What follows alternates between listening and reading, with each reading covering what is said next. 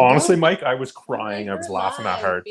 There's a smoking microwave just running through the front door. She's like, "It's on fire, help!" And I'm like, "Ah!" I couldn't help her. There's nothing I could do. Yeah. All right, hi guys, welcome to the live. We're today we got some special guests here, some new faces you may not recognize from our channel. But we have Mike and Angie here from MiAnU Acres, and today we're just going to be going over building in general because, as you know, we've been kind of, us as in Ploughman's backyard and Denbigh Ranch, we've been going over different things of, you know, moving from the city, moving to the country, and all the aspects about finding land, how to garden, different things like that. We don't have the experience of building, so we brought Mike and Angie over to kind of share their experience in building. So yes, I'll just let Angie and Mike kind of introduce their channel and what they've been doing and what brought them to their point of building. So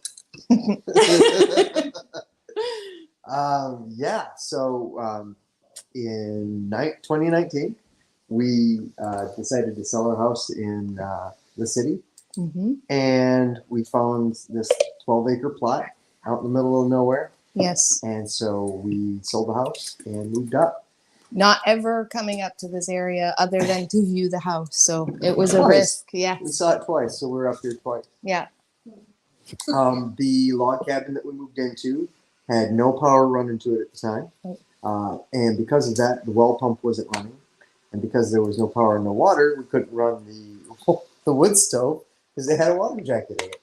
So we literally camped out for a couple weeks at least. Oh, yeah. In the cabin. Like we were camping. Yeah. Yeah.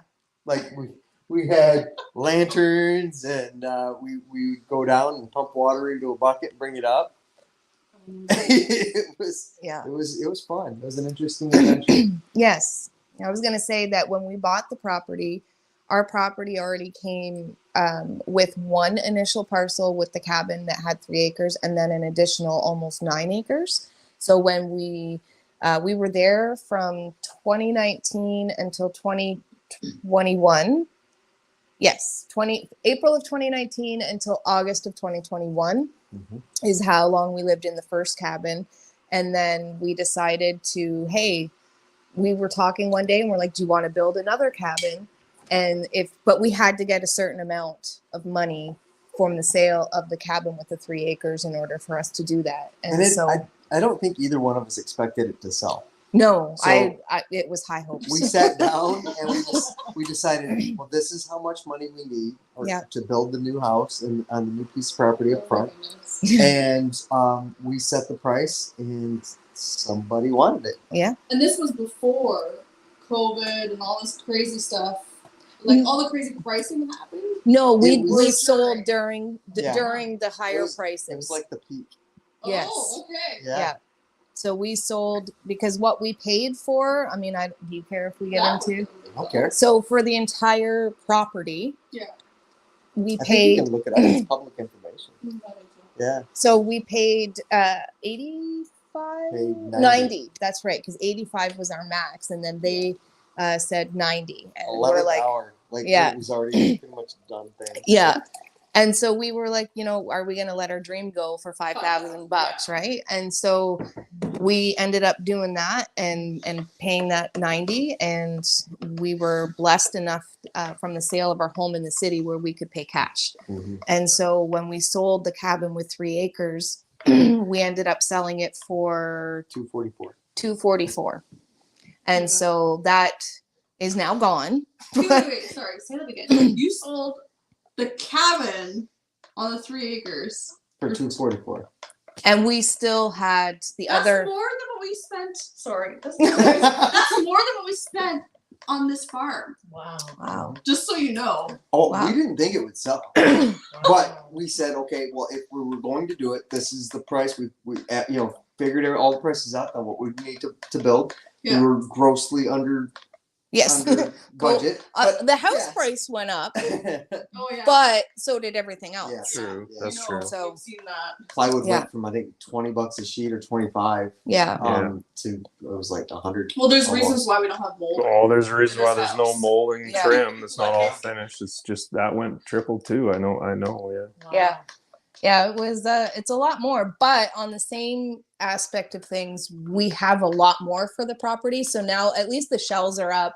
We have a lot of the materials for the walls and things like that, but we're doing it now paycheck to paycheck. Yeah. You know, Yeah. like one paycheck goes towards insulation, windows, the next paycheck, etc. So we're at the point where the money's gone, but at the end of it, when it's all done being built, we will have way more than what we left with, right? Right. But you yeah. also have a garage too. Or Yeah. barn. Yeah. Like, it's His massive, garage. Right? And because of all the shortages that happened through COVID and everything, we ran into like speed bumps along the way. Yeah. So we bought a 28-foot trailer, right? Camper.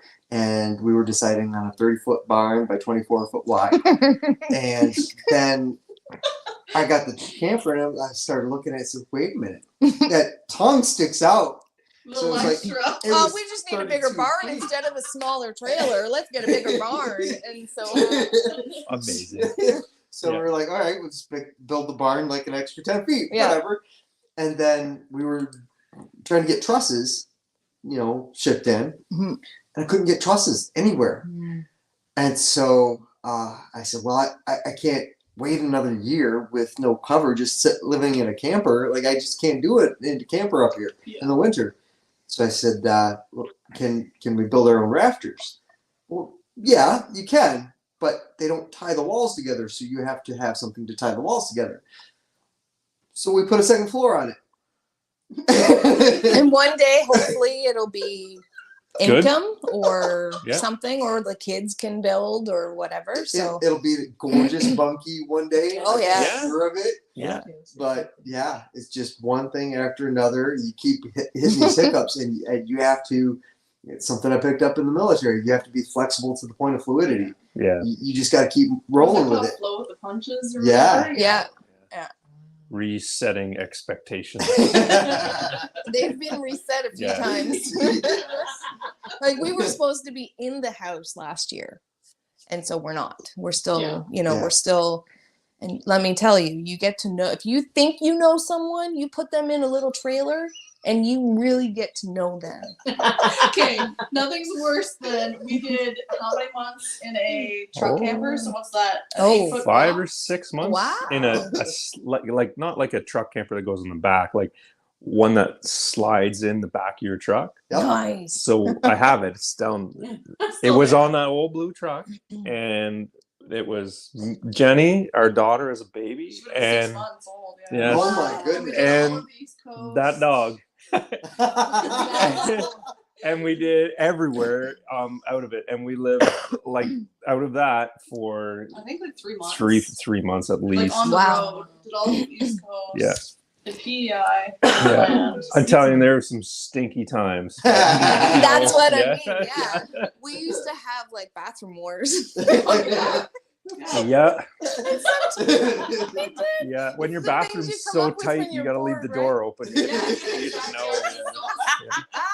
It is so true. Or sometimes, well, we don't do it so much anymore, but it was fun in the beginning. I'll just say when he was done, he would leave it there. Oh And then I'd be like, oh yeah, watch this. I really I didn't get out much. Neither one of us did, so we were like looking for entertainment in no. very Yeah. unconventional ways. You know what though? Like what you guys are doing is awesome because it starts your homestead off with like that. If you can make it through that first bit, Yes. you're Yeah. like, the rest of it's fine. We can deal with that. Yeah. Yeah. It is very true. Ours was the same. Like we did the first year here. We weren't planning on living here for 3 years, and we started like Right away. right away because Jenny goes, I have the whole house, the other house rented for all summer. And I went, well, we have a subfloor. We don't even have a kitchen sink. And she's like, well, it's rented in 3 weeks. So away we went. We got into here, and then we lived kind of the way through it. Oh, Who? yeah. You two. I don't know. Yeah. Well, literally the first day of owning this place, we were out in the field putting what? Yeah. Oh, sorry. We Took the possession of the keys in the morning, throwing the subfloor in the barn to put the hay on, Yeah. and picking square bales off the field Hundreds in the afternoon. of square bales Wow. that we haven't done ever. Which Yeah. is like, I don't know if you've never thrown square bales, man. Well, the small little ones I have, Those are but square they'll- bales, yeah. But So- They're okay the first few, but Yeah. but that's good though. I think adversity Come like on, that Remy. builds, right? And you guys like on another level, because like renovations is what we did, and it sucked every Okay, part of well, we should start with. It took us 10 years to find a farm that we liked. it. Yeah. We've been looking Wow. since 2010. you guys picked a great one, by the way. It is Yeah. really It's, nice. yeah. But like we've been looking forever, and like we went through the whole. Well, maybe we'll build, or maybe we'll just tear this down and build, or And then, renovate, and it was back and forth and back and forth. Oh my goodness, I'm so glad we did not build. that's where We like would've killed each other. expectations get reset whenever Jenny realized that my carpentry skills are horrid. A She's like, chainsaw. all right, he can't build nothing. That's out. Like, Well, Mike's first like actual, I guess, real build was our chicken coop. No, was it the shed? No, it was It the was a chicken. chicken. It was the It chicken was the coop. chicken coop. And 'Cause so that's where I he, learned what cross bracing was. After I fell off Yeah. the ladder. oh no. yeah. Yes. And see, like my dream was I built it never. up on stilts, and I get up on the top, and of course I just got 4 stilts and just this platform like the floor, and I start framing out, and of course I'm up on the step ladder. It's wobbly. The whole thing starts wobbling. He I was like, fell. Oh no. And I was like, if he gets hurt now, it's not how can I help you? It's what the heck did you do? Yeah. Like really, work smarter, not harder, Mike. Well, He's still. I've always learned the hard way. You thump your head a few times and Yeah. figure it out. But For you guys, if you had to do it all over again, though, would you do the same pathway? no. No way. No. For me, I guess it's different because we're in the build process and Yeah. I don't want to build anymore. I want it done. I want a home. But at the same time, I guess you guys are renovating, which is what I always wanted to. I always wanted to find like an older home. I wanted character. I wanted to add to it, you Oh, know. yeah, characters were real nice. You guys can't see, but there's a hole behind you in the wall. I see that. But it looks like it's meant to be Yeah, there. you can look in the kitchen. Well, we have if it was to. ever in there.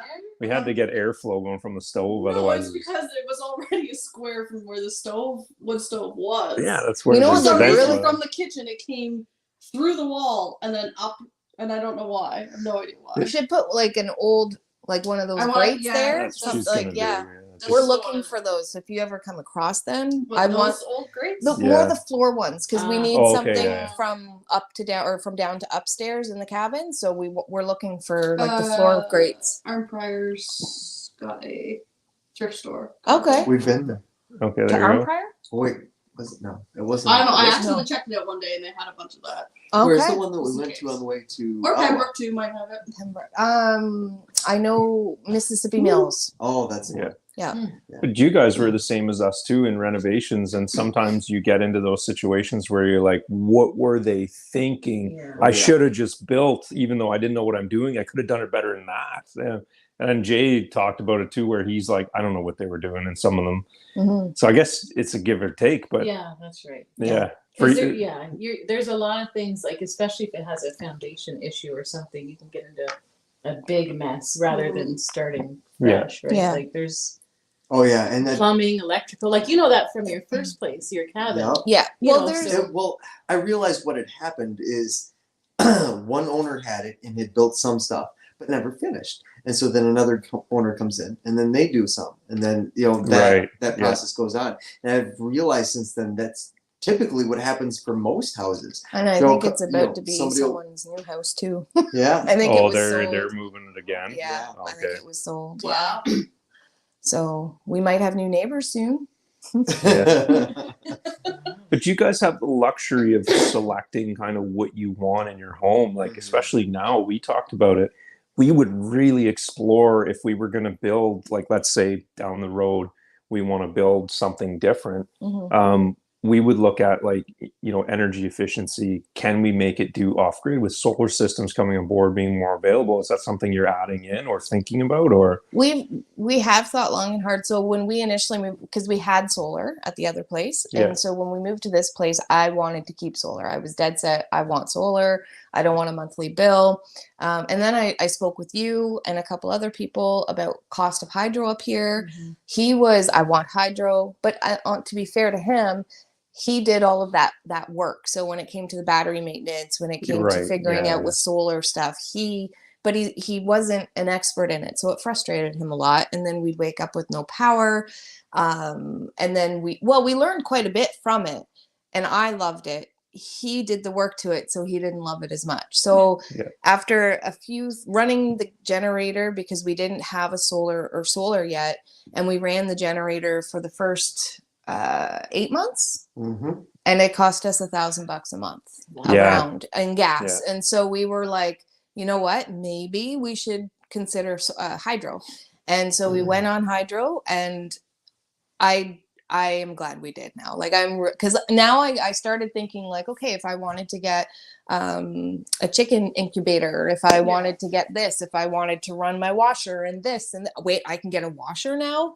And so we do want to add something after we're all done being set up. We do want to add that solar, because power does go out up here. So we will add something that will run all the main things of the house, but it's not going to be our primary. So. And it's nice to have, like, because I know with us, we've always had hydro, but like you said, we lose power. But the thing is we want to get set up that if we didn't have it, we could live without it, right? So, like, our water, we definitely want to get on some sort of solar or something, because when we lose power, that's one thing that we really miss, is having running water. So there's things that, like, even being on grid, we still want to have things set up just to make life a little easier. And if something ever happened that we needed to go off grid, we could manage that way. Right. But the conveniences of hydro sometimes is nice, but also I think maybe you can tell us, have you noticed you're spending less now than what you were with the generator? Oh, for sure. Our monthly, it was funny because he went to go, well, you go ahead, you tell this story with the bill. Yeah. So, when we first got it, we were still living off the generator or solar. So we were adapting to having power again. So we used next to nothing. And I'd get a bill in the mail, and I'd just pay it and then go about my day. And then I'd get a bill next month or two, and I'd pay it, and I'd just go about my day. I'd forget about it. Well, this goes on for several months, and come the wintertime, I'm like, how much are we using? So I go to look. I had like a $600 credit. No way. They would come out, they'd give us an estimated bill. Right, And so we're like, sweet. So we're using, and our monthly bill is probably about $150 now, like maybe it goes off and on. So I know it's going to be more in the winter for sure. Yes, because I've been trying to move towards less maintenance. So in case I'm not there or I can't get there or something like that, or I have to go away, that it maintains itself easier. Right. And that's a mistake I had made at the cabin. I think is I hadn't quite got to that point yet. So when I wasn't there, if something failed, I'm the only one that knows how to figure it out, or would have to call somebody else in. So it was hard to get away. I'm trying to get everything moved that way. So now during the winter, I've got an electric heater I put up in the barn, right? And it's only rated for 500 square feet, but it helps to maintain above zero. Well, there you go. Then. Yeah, nice. And then while we're in the camper, we can heat the trailer itself off the propane. Yeah. And the second floor in the attic isn't insulated in the barn, so there's quite a bit of draft in there, so we don't have to worry about it. Right? But but the hydro, I'm really glad we went on it. Very glad. Yeah. I'm sure during the summer it'll be next to nothing again. Yeah. When we're like that, that's what I find is with both where we are now and where we were with the cabin, we're always playing catch up. And so we're not doing that as much now, which is nice. But once we're more established, like even, that's one of the reasons why we chose to rehome the goats, was because with everything else that we had on our plates, it was just one more thing. And so we're, you know, eliminating it little by little. And so being more self-running is where we're at. But we want to expand once we're finally in the cabin and set up and everything. So That's how we were supposed to start. We're not that smart. No. So we literally had a chat about it. We were like, yeah, no animals until like the renovations are done and blah blah blah. And we're like, yeah, okay, yeah, I'm good with that. Like, because that's the mistake everybody makes, is they just put all the animals in there and then think about everything afterwards. Yeah. Rob brought home. You know, I'm glad we did though, because I brought home. I said I'm getting a cow, and she said, why? No, I'm getting a bull. Yeah. Is what you said to me, and I'm like, Yeah. are you crazy? And me, like, we've never had cattle before, so I was like, hell no, we're not getting like a bull and bringing it in here with a 2-year-old, 3-year-old. Like, are you crazy? So I spent the first little bit realizing that, like, I have some, like, I can't do a whole lot on the house that I wasn't really capable of doing, but I was better at doing the outside landscaping to bring the property back. And then COVID created a vacuum in, you know, in supplies. So redoing the house and finishing the trim, it became too expensive. I wasn't able to do that, but the livestock was cheap and available. And starting the farm supplies, I hit it just at the right time to get everything I needed. Nice.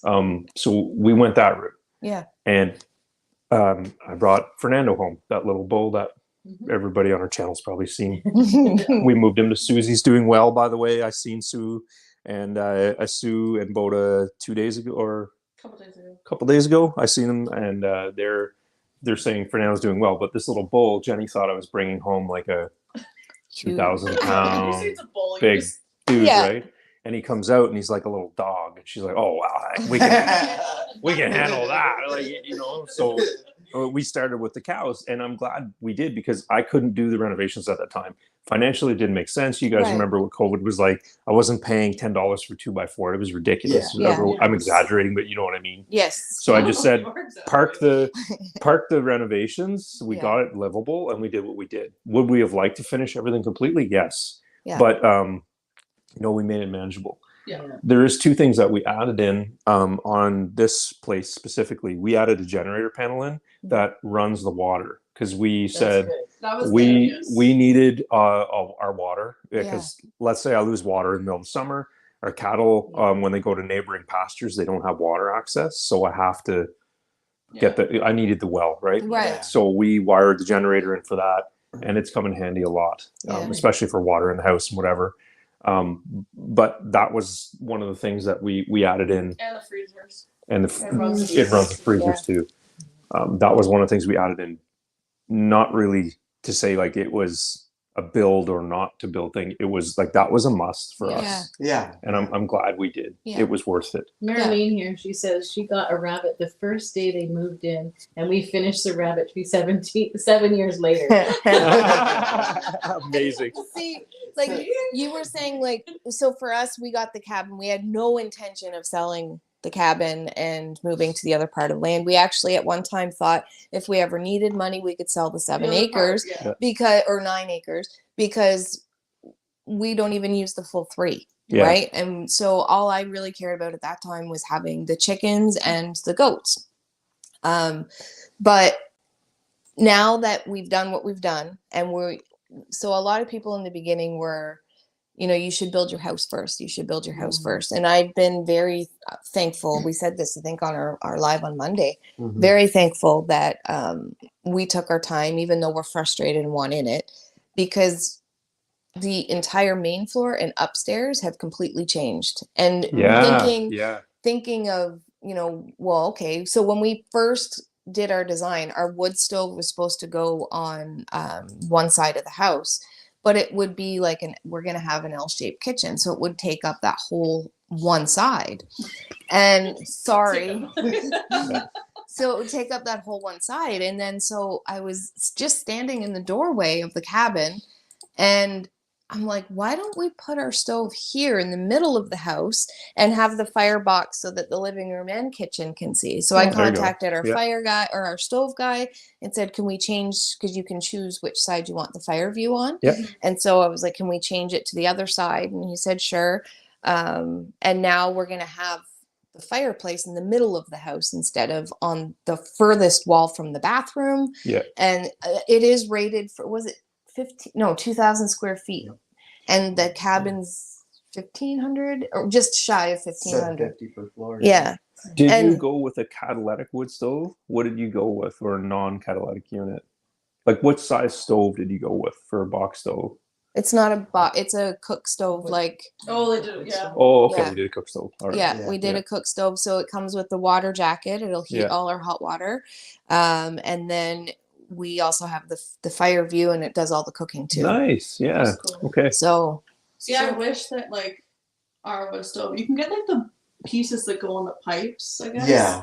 You can have like an oven type thing. I wish we would have found that because that would have been really Yeah, neat. we did get a flat top on our wood stove, but the one we got here, a lot of people are buying the ones smaller. mhm. So, then you buy a tandem load of wood in or whatever else, or you get somebody to cut it else. Because somebody cut it for you. My Yeah. brother ran into this issue. He bought a stove, and a lot of these newer ones now are like 14 inches is all you're going to get for log length in there, Mhm. Oh. if you're lucky. But most of the wood is cut 16 to 18 inches. Yeah. So we bought a A larger. size up, basically. Yeah. Yeah. Like, Which We is have a- good. We have a question here from Matt Rogers. When do you expect your house to be ready? I think I missed it if you already answered. We're aiming It's- to be in the house this summer. And August. If, Nice. If Oh, I can wow. manage it come heck or high water. We don't know how it's going to happen, but that's our hope. yeah. Because he's working all summer. He's going to be doing a co-op he's a student right now. Oh, yeah, and you're So- going Yeah. an hour away. Yeah. Well, more than an hour. Where are you doing your co-op? Same as John. Up at Pedal. Oh, are you? Okay. Yeah. Oh, nice. Yeah. So we'll be hanging out all summer. There you go. Yeah. Yeah. So the hope is, because that'll be our 2-year mark. So Yeah. hopefully, but we're still wondering how are we going to do it. The first big goal, I think we said, was the entire upstairs complete by the time of the homesteading conference. Mhm. Oh, And nice. yeah. That's coming up. Yeah. So Yeah. I Is mean, it Remy? How many days is it, Remy? Yeah. Yeah, we were talking about it earlier. yeah. We Yeah. gotta So get that's our the hope. thoughts on that. I've started. Yeah. Yeah.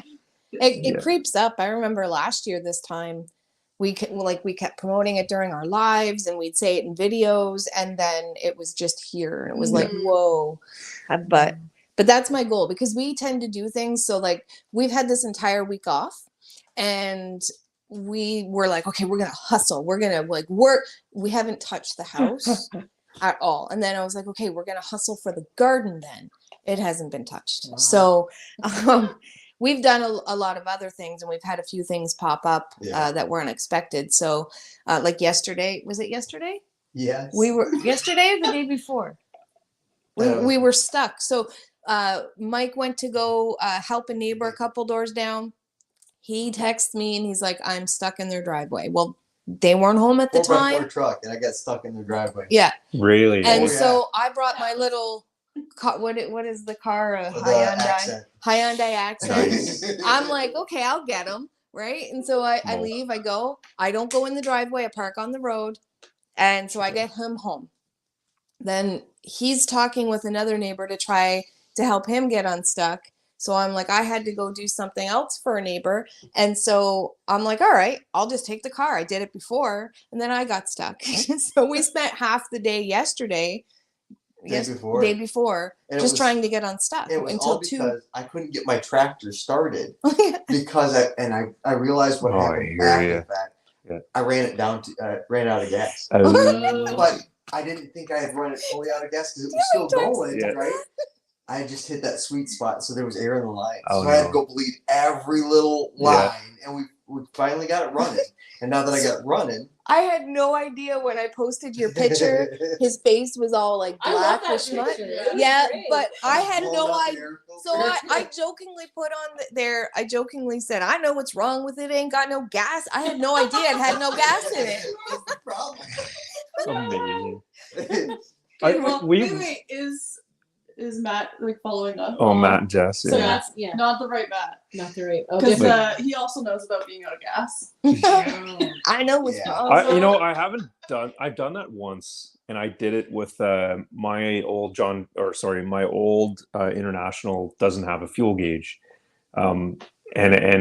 so I just fill it up, and it's pretty efficient. So you kind of forget about it. Yeah. There was a few times where I was like middle of the driveway, snow plowing. It's -20.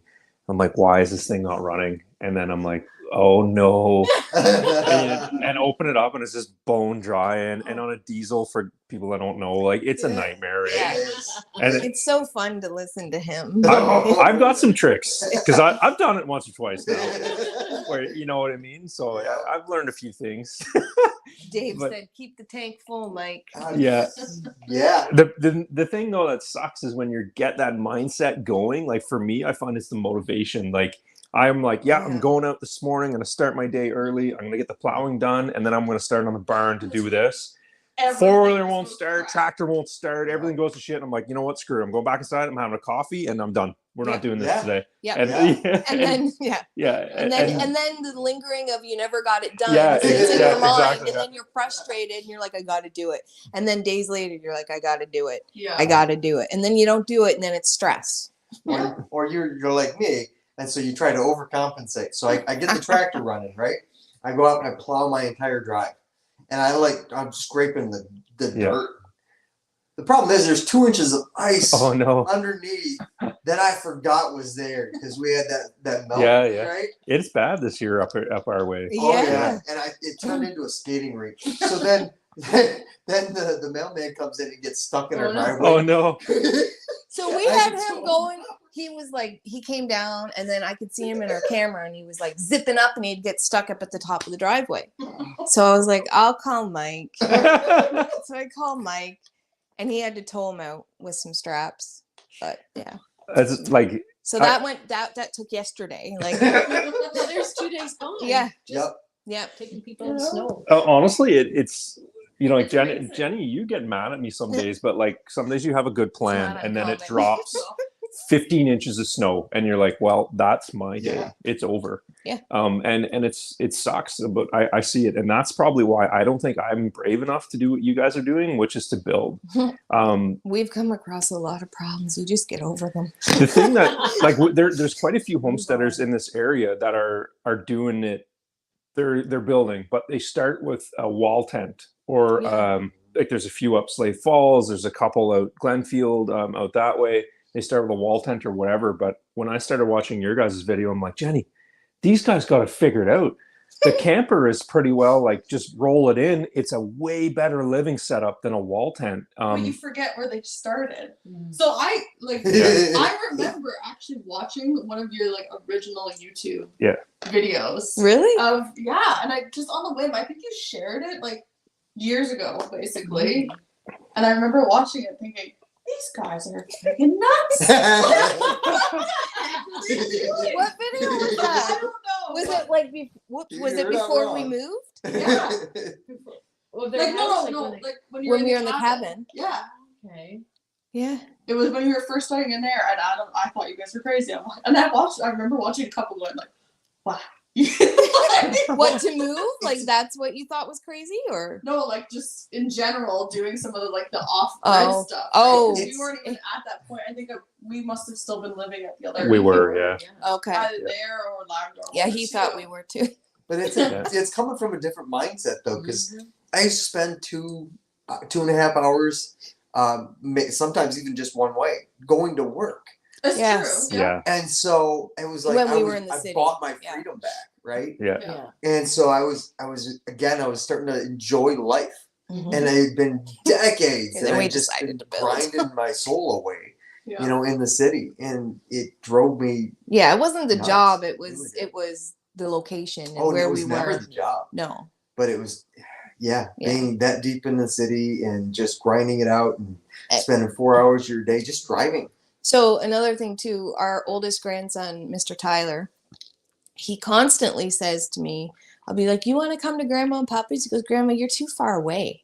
And I'm like, dude, it's a movie. It's a movie away. If you put on a movie, you're done that movie, you'll be at Grandma's. Yeah. Right. And so that's what I constantly tell myself, like, okay, if we got to, go do insulation. I hate insulation. So I'm like, if we got to go do it, okay, it's just a couple hours and it'll be done. And in 5 years, I'll be like, thank God it's done. Yeah. And so that's what I try to do, because half of the stuff, I'm glad that we're doing it together more so now, but I'm also like, okay, I just want it done, but.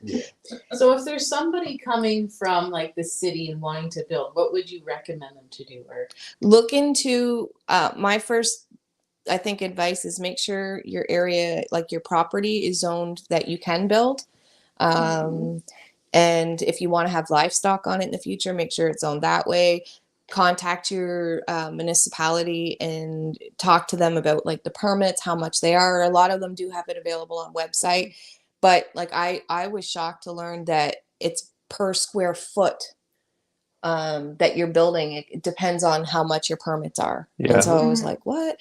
And half of the stuff that we've done, like we've got the well dug, we've got the barn up, we've got the cabin shell done, and the permits were, do you remember how much they were? At this point, no. No, probably altogether like 2,000 to 3,000. Oh, at least I would think. Yeah. And And it's per square foot of base, right? Yeah. Not Yeah. because not up. Yes, because someone did tell me that too. They actually, I think it was Pam. She said to me, it's cheaper to go up Yes. Yeah. for both the permits and the cost. Yeah. So Now, our township's unique. There's a homesteading is really big out here because our land was so cheap for so long. Yeah. The thing is that our township doesn't allow for tiny homes, and a lot of Okay. people we talk to are like, "Well, I went to build a tiny home, but you're not allowed." So 950 square feet is the minimum in I our think so, township. yeah. I thought it was 8 something. It could be. 875. It's right in that 900 range. Yeah. But now the government of Ontario has changed. So now you can add a second dwelling to your property that doesn't conform to that, and it overrides whatever the That's municipality is good, yeah. saying. So that opens a whole new world for people looking. Yeah, because actually my daughter wants to move up and build a tiny home, and so we were looking into that. She's Yeah. not going to do it as quick as she thought, but hopefully by the end of the year she's going to be coming up somehow. And I told her, it's either you come this summer or you're going to have to wait till next spring, because she's not Yeah. going to stay with us. Our children are gone and they're not coming back. And that sounds horrible of me, but it's not, We planned early for that reason. We did, yeah. It's good for us though, right? Like, I mean, let's be honest. Like the kids, like our daughter is 5. It's Right. a long ways out, but home prices haven't went down. No. So let's say she says, Mom and Dad, I want to stay in the area, but home prices are now, way beyond reach, even to what they are now for most people. Mhm. Me and Jenny can go, perfect. We're going to build our tiny home now. And, on the same property, it opens it up, right? Yeah. Well, that's what I think too, because for her, I said, you can either stay in a camper or until it's done, or Yeah. you can build, like if she wanted to invest in the loft of the barn, she was more than welcome to do that. But our house is small. So Yeah. we've taken most of the kids back at least once or twice. And so it's like, no, it's hard. It's hard. We used to have bigger houses too, but Yeah. especially with the cost of everything, our dream is to have them all back around us. Yeah. But I definitely think that what you guys are doing though with the trailer setup is so key. Like we've been in a friend of ours, John, I don't know if he's watching, but anyway, John showed me his camper he bought. John Yates is his name. Oh yeah, that was beautiful. I walked in and I'm like, oh my God, it has a cathedral ceiling in this thing. It's a Yeah. 5th wheel. Like, he bought it for like wow. 15 grand or whatever it was. But it, like, he is a large family, right? He's got a family of 4 and Yeah. he usually has, kids over for sleepovers, whatever. But that thing was so big, square footage wise. Like, he's got a tiny home beat. He's Yeah. got onboard hot water, a big tank, reservoir. He's got everything you need. So for him, like he said, the same as, if I ever was going to build, this camper's big enough to house my family. Yeah. Instead of doing a wall tent or Oh yeah. trying to do it out of a hotel or rent a place. Yeah. Like, I think what you guys are showing is going to be key for a lot of people looking to build. I would definitely recommend it. Yeah. Because Yeah. I mean, in the campers, from what I've seen, they're like R7 in Yeah. the walls, and the ceilings maybe have an R7 in it, Yeah. maybe. And so it would be a struggle to keep everything warm, and then your water would freeze all winter. That's it. Yeah. But being in the barn where we've got the walls are insulated. Yeah. And we did it on the cheap, so it's insulated pretty well. Yeah. On the cheap, and so we keep the barn at around between 0 and 10 degrees. Yeah. And then we just stay in the camper if we're sleeping and stuff, and that stays warmer. But Yeah. It's and in the that's with it being like negative 25 to 30. It stays between 0 and 10. When it's like 0 or 2 degrees, it's like 15 to 20. Oh yeah. Oh wow. Yeah. That's perfect. Yeah. It was Tuesday. I went in and I was shocked at how warm it was. I'm like, Oh, it's the warmer barn than or my the notes. trailer. Yeah. It was warm. in Yeah. there. Yeah. We did Cozy. spend a bit of coin on the doors. So they cost the barn doors are 10 by 10. But they weren't that expensive Not- compared to what other we got. Yeah. We got a family deal, Yeah. but we weren't family. So there were 4,000 installed Yeah. for both 10 by Yeah. 10 doors, and there are 15. That's cheap. yeah. So And then we insulated the entire barn with cutoffs, and so it was a company. Okay. And Yeah. yeah, how much was it? Was like a few $100s it was like Yeah. 200, maybe 250. to do the entire And- barn. Well, and main it's all floor. That was a really good idea. and it's like really dense stuff, but they were end cuts. Yeah. This company was doing like insulated walls, and the end cuts they just throw on a pallet. So I pick up the pallets for $40 a piece. So you shop these deals to make that build affordable is key for people, Oh, I guess, eh? Like, Yeah. Yeah. Like for the barn, we didn't care so much. For the house, I want brand new insulation. Yeah. So yeah, like there's really no deals on brand new unless you like piecemeal it. So Right. somebody's selling 2 or whatever. Yeah. But we just decided for a few things we're just gonna go brand new. Everything interior, like bathtub, toilet, kitchen, all that stuff, I don't care if it's used or new.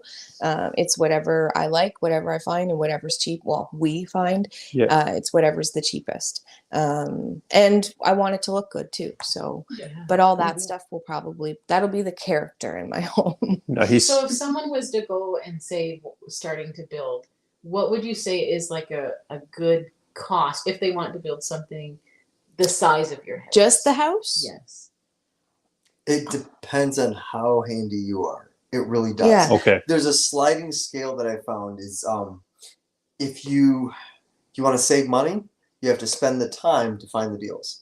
If you want it done quicker, you spend the money to save the time. Yeah. So that's your sliding scale. If you want to save even more money, you do it yourself. But again, then you're spending your own time in doing it that way. Yeah. So you can stretch your dollar out Yeah. a bit more depending on how handy you are, Yeah. right? And we had help too in the beginning with somebody who has built log cabins before. And so if you know somebody, I don't know if we could have done all of like the shell and everything by ourselves. Like we did have help with that. No, and yeah, so you minimum to build a log cabin like that need 2 people. Yeah. Yes. We had it was like 5 people over it a couple times, Yeah. including myself. Yeah. And yeah, there are just some things that you have to have a few people over to Yeah. do. When you're putting up rafters, when you're putting up, roofing and stuff like that. Now that the shell's done, like we work really well together. But if it was just you and me doing the shell, I wouldn't even know, and I don't think you would either know where to begin. At least now that the shell's done, it's like, Yeah. okay, we know we have to do insulation, but that's where we're finding too. We're finding like we started building walls first, and then we realized through Sean in Alaska's video, maybe we should put insulation before a wall because we have to plastic off the insulation. Oh, yeah. But we don't know that. So when we research insulation, we know we got to do it. We're watching all these videos on how to install, but we don't watch the videos where they're building like we are. Yeah. And so it's like, we should put the insulation before we build any more walls. And so not knowing what's the next step, like anybody, if you research it, can fix a window or install a window, but what steps are we missing and not missing? We don't know. So we're figuring it out as we go. We were so fortunate that we have some really good friends that are in the trades. And I can't thank them enough for the help that they had given us. Like our whole house got replumbed by two of my good friends. They come up and help me. And without them, like that could have been a significant expense that I just couldn't do it. But they came, looked at it, and he just went, this is just going to give you problems. And he cut it all out. He put in all new stuff. I don't have to worry about it for probably 20 years now. You know, and the same as the heating and air conditioning. We had my brother. I don't have air conditioning. I've dreamed about it one day, but it's prepped for it. And my brother came up and he helped me. And my buddy, who was passing through on one of his, he was actually on a posting to another base, and he was just driving through, and he helped us. And we ran duct work and electrical. I had a friend who owns an electrical company, and I think without that experience, number one, I wouldn't have been able to afford to do it right. I would have cut corners, and two, I don't think we would have known. So we would have been just relying on a contractor. I don't know if you guys are the same boat, but it's a scary feeling when you don't know and you're just trying to find the info. Like, so we're just trying to put insulation in, and then I happen to notice, like, okay, there's a gap here. It doesn't make sense in my mind. So my papa was a master bricklayer, so there is some. I don't know how to do things, but I can point. I'm great at pointing out problems, and so I'm like, you know, this doesn't seem right. And whether it is true or not, I still tell him, and then we look into it and try to fix it from there. But I was going to say too, another point is we moved almost 3 hours away from all our friends and family. And so the friends that we have here have been a great help, but you also have to have time to know people. And so if you are thinking of building, that's another thing I would take into consideration. Unless you know how to do all of that stuff, you know, there's relationships you have to build with people if you move to the middle of nowhere. But a lot of, like, we've had help from a couple people that have come up and visited us from back home, but it's hard that way. So we know a lot of tradespeople, but getting them here, I think they'll come when it's done.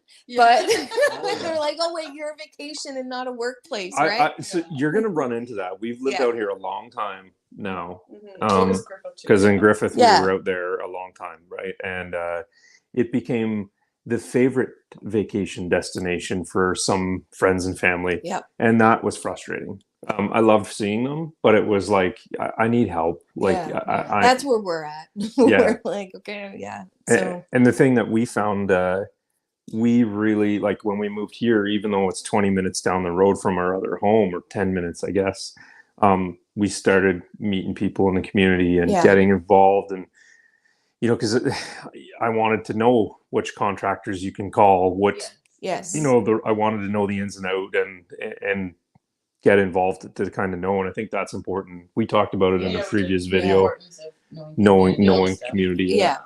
You guys are a little bit further down, even though you're only 5 minutes down the road from us. It's totally different sometimes. I don't know anyone really down your way, right? Well, now that we've I've met Jenny a couple times before. I haven't met you in person yet. I think I've talked to you at the store though, but but I didn't clue in that it was you until this moment. And that's the thing though. I went to that store, the local general store. Every small town has one. And if you hang out there long enough, you're gonna get to know some stuff. Good, bad, probably a lot of bullshit, but you're gonna throw your rubbers on and wade through it, and it's been great. And you know, I learned a lot just from hanging out, listening, and asking questions, and you know. But like, well, another thing too, I was gonna say, when there were certain things, like obviously we didn't dig our well, we had a professional come in, and thank God, because we have an artesian well, so that's always good. If we have no power, we have a constant flow. But there was one part of our house where, so the inside, we're like, all right, we need a plumber and we want a professional because all of our pipes are going to get buried in cement. And so we want that professional. We don't want to chance it. So they came in, they installed it, but we didn't take them to the outside of the house. So we have a future problem that we think we know how we're going to fix it. So we have all the pipes that were buried under from the hydro in the barn, all the way to the cabin. So we have water and electrical that's been buried and everything's good. However, the entrance for the water into the house is not below frost level.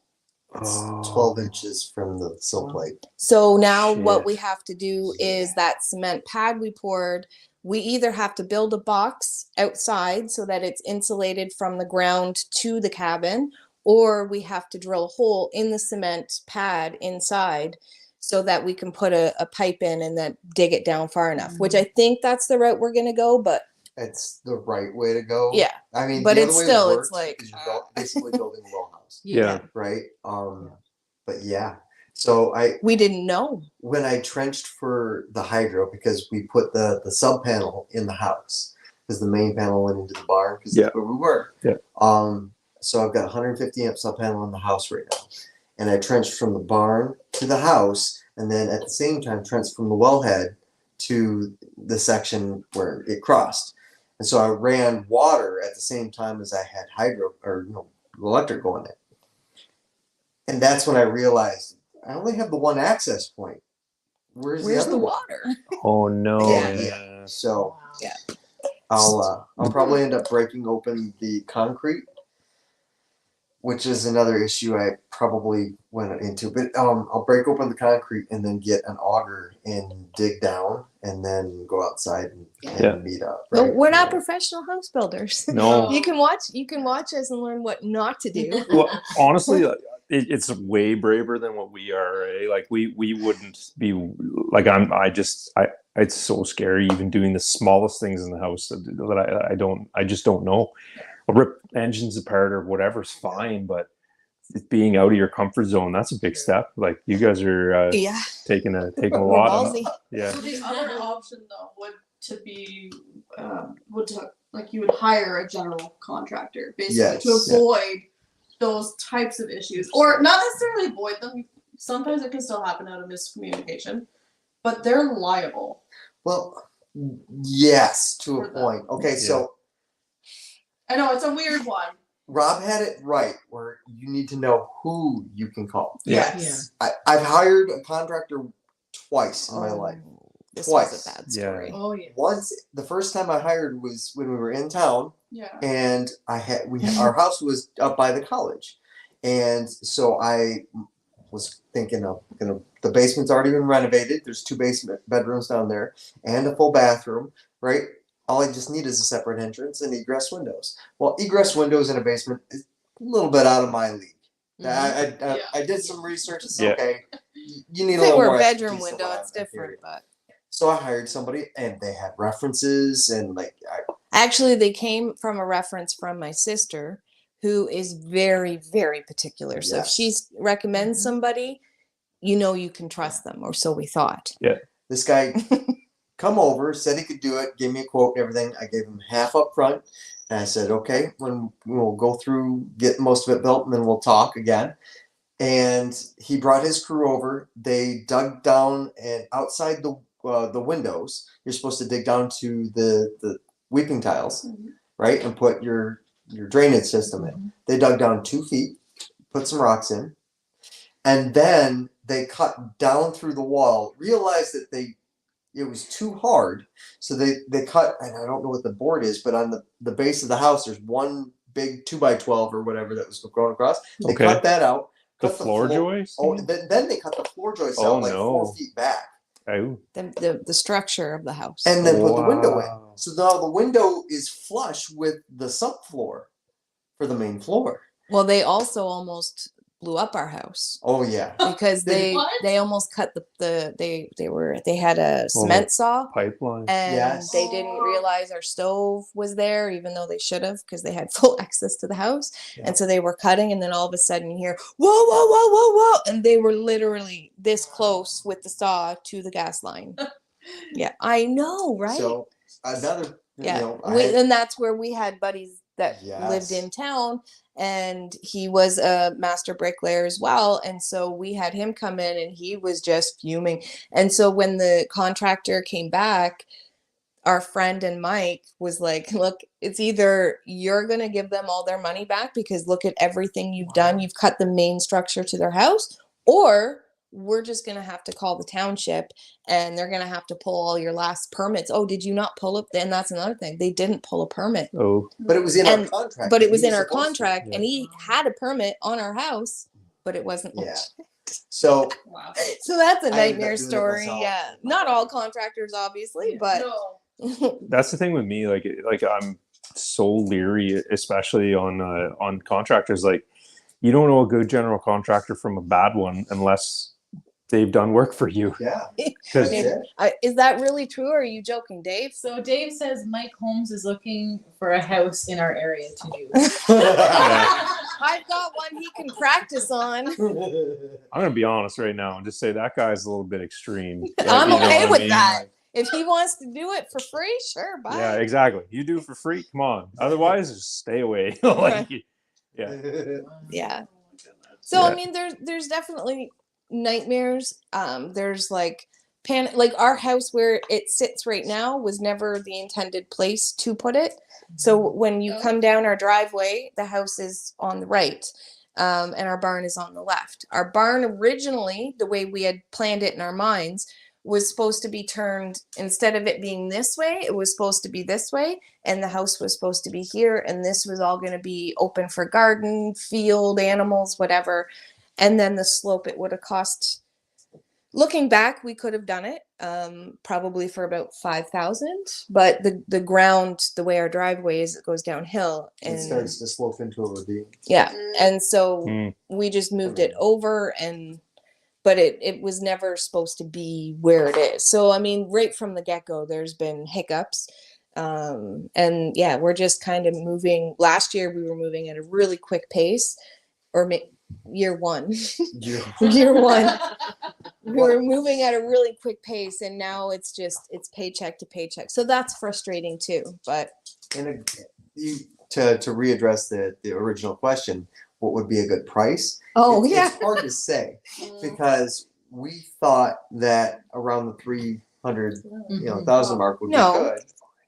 240. No, Ish. we did that thinking there was extra because the Yeah. cabin was only supposed to be about 85. Yeah. That's what was budgeted with the logs, and we thought we could be frugal with the kitchen and the bathroom and all that stuff. So we figured between 85 and 100 was safe. Our logs were, I'm gonna say they're about, with delivery, 14 to 15,000. So, and that's what we based it off of, right? The cement was supposed to be like 5 to 10. That's probably And- way more than that. No, No. we did it ourselves. Yes. Yeah, same as us. You Yeah. save a lot more Yeah. doing it yourself. Yeah. Yeah. And but it's going to cause me issues. Is it's supposed to be like 6 inches deep? Yeah. But when I had it all dug out, tamped in, and put the insulation in, I didn't level it as well as it should have been. I thought I had done a good job, and it's 12 inches deep in some spots. Yeah, it's I mean, not including the center piece that's your foundation. But yeah, so I'll have to crack open that one hole. It's gonna be For the fun. plumbing, yeah. But I know, like, my in-laws, the one, I think it was their third build that they did.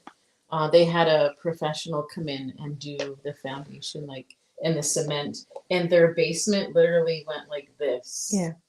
So, I mean, you might not necessarily know exactly what to do or be a professional, but they paid good money Yeah. and had a complete slope. And literally, I things worked were for- like, yeah. they had Mhm. furniture that were, not even, and it happens. My I guess when I was a kid and teenager, I worked for a cement company for a summer, and like they started their mornings with vodka, and by mid-afternoon, I wouldn't want to be anywhere near whatever work was getting done. Not saying they're all like that. I'm just No. saying that was my experience. Was Yeah. some Well, of I it was know, not like, good. My father was he was in construction, and he was kind of he foreseen, like he was ahead over the guys, the team, right? And it was nothing that, like, the guys would have their vehicles and their vans, and they were most of the time either intoxicated or high. Yeah. And that, unfortunately, that just was part of that. I don't know the people that work there, but I mean, it's not the instance for all, contractors, but well, my son works in the, well, he did. He's got a separate job now, but my son used to work in the bricklaying field, and there was many different companies he worked for because there was a lot. And he's a tough kid, but there was a lot of people that, like, intimidating, drug use. Again, my grandfather's era, I don't know, maybe he did, but I don't picture them like his generation. I don't picture them being as some of them are today. And it's not saying, again, it's not all, but from my son's experience, I can't tell you how many phone calls we got from him that were like, you should hear what happened today. And it was like, wait, what? Well, that's the thing, is it goes back to finding the right contractor. Exactly. Yeah, and that can be a hard thing to do. Yeah. So I guess maybe like another question would be, like, what advice do you have for somebody? I don't know if I asked that already. I had said, like, look into your grant, like your permits, and make sure you're zoned properly for building. So, but okay, here's a good question then. Yes. So, of the stuff that you have done yourself, what would you source out if you could do it again? Oh yeah, that's a good Instead. question. Well, if I could just source it out, like, money was no object. No, The whole thing. Call me when it's ready. What would you did you wish that you went ahead and just sourced out then? There had to have been a there plan. is something I want to source out now. Tree cutting and clearing. Yes. Well, Especially after the storm. Because we have a lot of poplar. We picked the poplar I got patch. a guy for you. Oh, do you? Yeah. Is he cheap? He's good. Does he He's want good. Yeah. Does he want to take all the wood for free and then we'll make him dinner, or? I don't know, but he's probably the best around. I'll help you with that. His Okay. prices are usually very fair. Yeah, So. that's the thing, especially from the storm, because like our area that we chose to build in, we have a lot of maple on one side of the property, then we have a lot of evergreens and pines and all that on where the garden's gonna go, but from where the house is now all back to the maple trail, they were all poplar, and they're all like, and so that's the only thing that really held us up from a garden last year was all the trees that we had to cut. We have somebody that's like going in and cutting a tree whenever they can, sometimes 2 or 3 in just the garden area. And so they're doing that, and to help Mike out, because like with school and working and everything, I'm getting a garden this year, but Well, I'll make sure it's in. You get a guy in with a bulldozer for that kind of stuff. Like we hired. Yeah, but it's not a bulldozer. Bulldozer, it's a different monster. Yeah, exactly. Like it's same with tractors. They're not bulldozers, neither are backhoes. But we had to do some land clearing at our other house years ago. Same thing, red pine poplar. They were way too big. They were going to come down, and we had to clear that spot. Yeah. We got a guy in with this bulldozer. He dropped it off, floated it, leveled it all off, cleaned the whole thing up for us, and it was done in like 2 days. And the mess was buried or gone. Really? And you can't beat that, right? And I mean, I wouldn't even bother saying the price now because things have more than tripled. But and that was worth it just to get a guy with a bulldozer, because that would have took me years to try and sort out. Poplar's worth more than oak right now. What? That's what Deep Roots Landscaping. Huh. Come get it. It's yours. He's just down the road. Yeah, he's down the road. Oh, you can have. Yes, you can come and you can have it. We're close. Yeah. I'll even make dinner. Yeah. You know what most people don't realize, like cutting a tree down is easy. It's not that hard. It's the cleanup, cleaning it up. Yeah. Like when Multiple. you have to limb an entire. Because I had a pine tree fell down on the house, right? And so I had a couple roof panels I had to change out. But just that one tree, and it was probably like 2 feet across. after limbing it and then I'd get to cutting and then run out of workspace. I had to clean it up. And so as I'm pulling it all away and it's on uneven ground and you're trying to find places for it, it's a hard job. This is an excellent point for buying or building. Like if you're going to build, we talked about it, picking the right spot, but clearing land needs to be factored into your cost. It's a 100%. huge cost. So far, like last year when we first moved to the property, we had him and Johnny, and he's a friend of ours, and like Johnny's a powerhouse. Like this guy would throw like almost a full half tree on his shoulder and be like, I got this. And so like they just hustled, and they went for a few weeks where they just cut cleared. And so that was pretty good. And then we also, the person or the company, Pete, who did all the stone and gravel and everything, we hired him and said, I think we said $1,500 of work to clear out the trees, the roots and everything where the driveway was going to go. Okay. And so he did, and he came. And so that's how the driveway. Peter Malcolm. Yeah. That's who we use for our stone. Yeah. Yeah. Well, we're going to be calling them back for some more stuff, but, yeah, so we but that right now it's more, okay, so now that we have the house area cleared out and the driveway cleared out, like today he showed up here and he's like, see, this is what I want. He wants the open land with some forest and the outskirts, right? There's benefits and there's cons to it though too, right? Like we get some wicked snow drifts. Their wind up here, I was shocked at how much wind they have compared to where but the thing is, like, you can do that with a bulldozer in a matter of days, and you pay a guy to come in, he'll do it all for you, clear it all out, and then you've got to start building the soil, getting the root system in place and whatever else. Like it's we didn't really realize, like, I remember when we looked at farms, we were like at the point where we just couldn't find the right thing and it was taking us forever, and I was at the point where I was like, hey, screw it, we'll just buy whatever and we'll clear it and we'll build. And like I can't imagine clearing now. Like, especially like now that we understand soil too, like I know you're saying like, oh, I gotta clear out those trees and then put my garden there, but in my mind I'm going like that, it's raised beds and so much amendment, like, that's the sad part of it, like, I know, like when we were clearing where the garden's going to go, when we started doing that last year, we had a lot of like the greens and evergreens. And so we're like, okay, I know we're going to cut. So I think with us too, going back for a second, with us, everything seems overwhelming. So when you think of clearing down, this is another really good piece of advice. When you think of clearing out, say for the garden, this is what happened with us.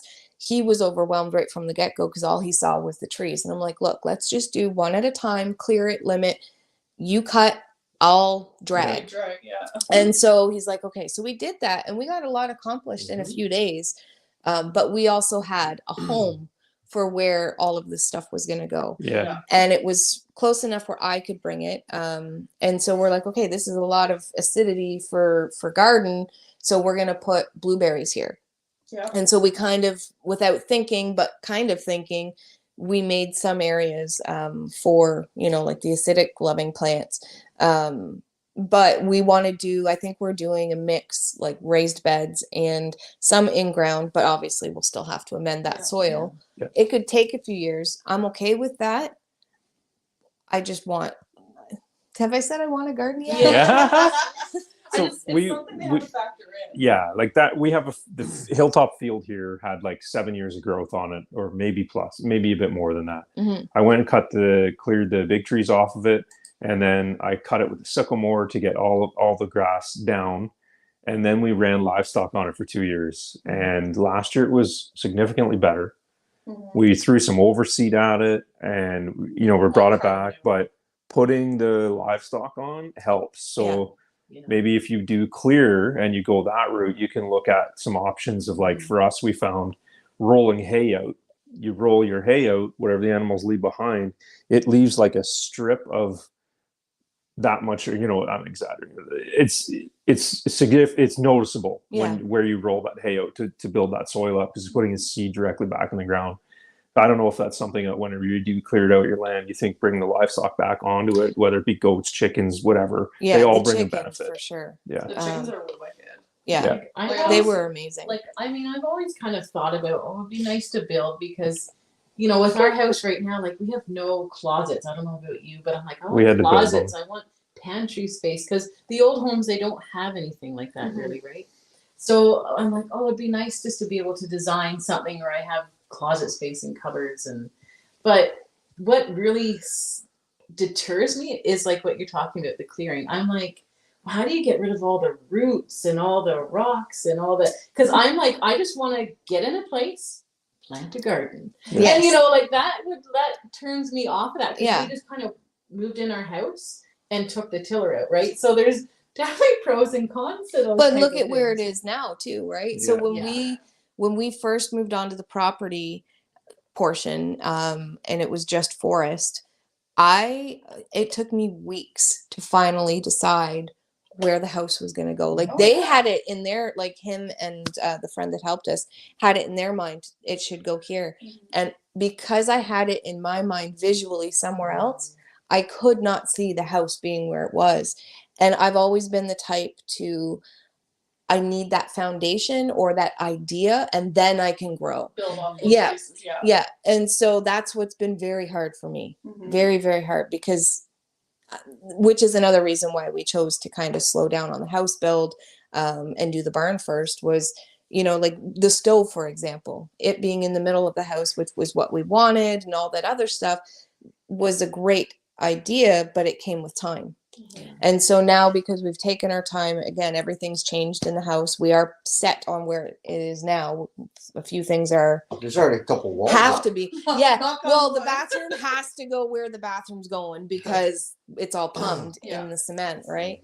So there's those things. So visually, it's been very hard for me, trying to think of where to put things. The garden, I know where a few things are going, but I'm still kind of lost as far as the layout of the main portion of the garden.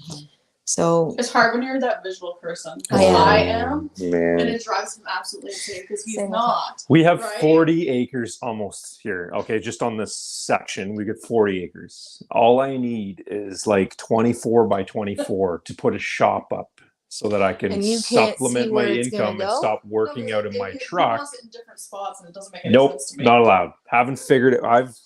I've proposed every inch of this property, and I can't get 24 by 24. and then all of a sudden, you're gonna be like, I know where it's going one day because Well, it just clicks with you. Well, it's for me. It's that like, okay, I know I'm getting rid of this red shed.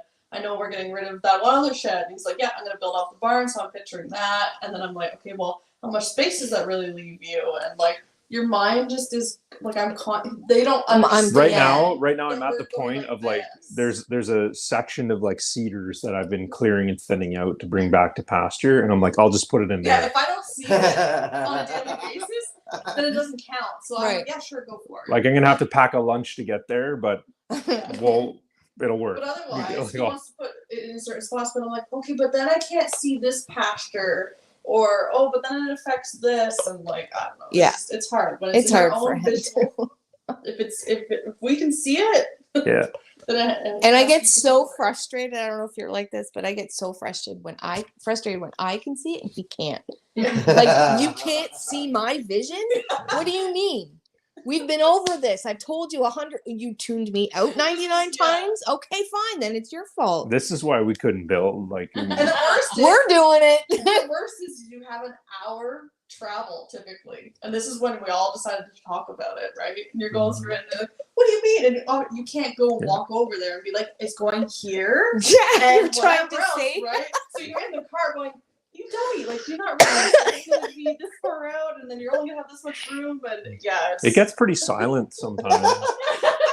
So my advice, if you're going to build, you have a strong relationship. Yeah. You have to Yeah. have a strong relationship. Even in renovations. Oh, Okay. we used to Yes. say when I was working at the store, renovations is like the number one cause of divorce. Oh, 100%. Oh yeah. Oh, so you have to have. And then a put strong that on relationship. top of farming. Yeah. Yes. Yeah, we can't tell. Like, he was so frustrated with the goats. He was, well, I mean, he did a lot of the morning chores, but he was just like, I'm done. And again, it goes back to proper setup. So when we're Yes. set up, we may or may not get goats again. I think now I would like a cow. The only reason I went to goats was the milking, and we don't drink a lot of milk, so that was why we eat went a lot with. of cow. We do. We basically our meat is chicken and cow. So, anyways, we've come down to this is where we're at. You design the house. You're the one. I'm a homebody. I want my home. My home is my castle, I guess. And he's like, the barn's mine. I can't sit still. Yeah. If I sit still too long, I just start fidgeting. I got to get up. I have to have something to do. Yeah. I have to have some sort of project. Did you used to wish for that? Because your wish came true tenfold. Sure did. Be careful what you wish for. It's very true. My project's got projects. Yeah. Matter of fact, Have you seen my stuff? I literally asked Jenny to borrow a hair elastic, and I'm like, she's like, why? I'm like, well, it's a temporary. Never mind. It's a long-term fix for something on the stove.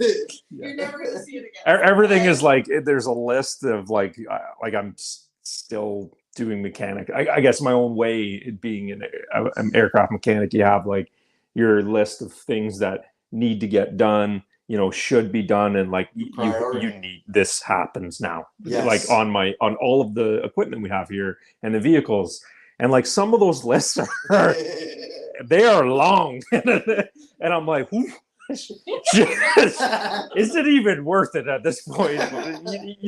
But then you get those days where you knock all of them off and you're like, yeah, that's great, we're good to go for a bit, for a week, and then you do it again. But that's good, it keeps you busy, I think. Yeah, and like before, when we lived in the city, we came from Durham region. Do you guys know where that is? So we're close to Toronto. He worked in Toronto and I worked at the college. When I worked both of us, there was always lists of stuff to do at work, but you're doing it for someone else. So you don't realize that when you have all this new time on your hands, it's lists, but it's list for yourself. I found it frustrating in my trade where, it was like a priorities and that, and I'd see the deferred stuff that wouldn't be getting done, and I wanted to do it. Like, it needs to get done now, this and that. So I think for me, like, I'm in my comfort zone managing the equipment. Yeah. But doing it at -20 outside sucks. Yes, it does. That sucks. And in the summertime at +40 is the same. So for you guys having the shop, I think that is going to really excel your portion of doing your own stuff, right? Or I like doing woodworking, like simple things like refinishing doors, stuff like that. I don't mind doing it. My biggest issue has always been space. Yeah. So right now we're living in the space that I have to renovate these things in. Yeah. And it's just not. Yeah. It's not great. It's hard. Like we get it. Like we have a small house here. We don't have a shop or a greenhouse. So as you guys seen, like the washroom now has our. It's our greenhouse. Greenhouse. So that's the benefit to those windows that I hate. Double windows is that like. Yeah, we got my shower I really want, but at least I have a greenhouse. Yeah, and like Kendra and me talked about it before, but you guys, when you start your chicks inside, because that's what you have, and I've got quail. They used to be there in the living room, and now they're in my porch. But you're living and working through it, and that sucks. But I mean, you hope that in 20 years or 30 years, you're able to be in a really good spot then. Yeah, my thing for me too is, and I realized this just before we moved out to this area, I realized I need homes for things. It's much easier because I'm all over the place.